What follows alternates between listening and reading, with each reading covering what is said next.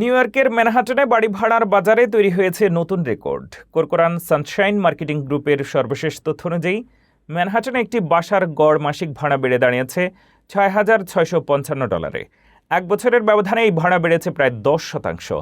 শুধু গড় ভাড়াই নয়, মাঝারি আর মিডিয়ান ভাড়াও বেড়ে হয়েছে $5,295। এক বছর আগে যা ছিল প্রায় $5,000। 2 বেডরুমের অ্যাপার্টমেন্টের গড় ভাড়া বেড়ে দাঁড়িয়েছে $8,054, আর 3 বেডরুমের জন্য গুনতে হচ্ছে $12,228 পর্যন্ত। বিশেষজ্ঞরা বলছেন এই মূল্যবৃদ্ধির পেছনে সবচেয়ে বড় কারণ আবাসন সংকট। ম্যানহাটনের রেন্টাল ভ্যাকেন্সি রেট নেমে এসেছে মাত্র 1.49%, যা 1968 সালের পর সর্বনিম্ন। এদিকে মেয়র জোহরান মামদানির প্রস্তাবিত রেন্ট ফ্রিজ, নতুন পেডাতের কর এবং বাড়তি মর্গেজ রেট নিয়েও উদ্বেগ রয়েছে। রিয়েল এস্টেট বিশেষজ্ঞদের আশঙ্কা, এসব নীতির অতিরিক্ত খরচ শেষ পর্যন্ত মার্কেট রেট ভাড়াটিয়াদের উপরেই চাপতে পারে।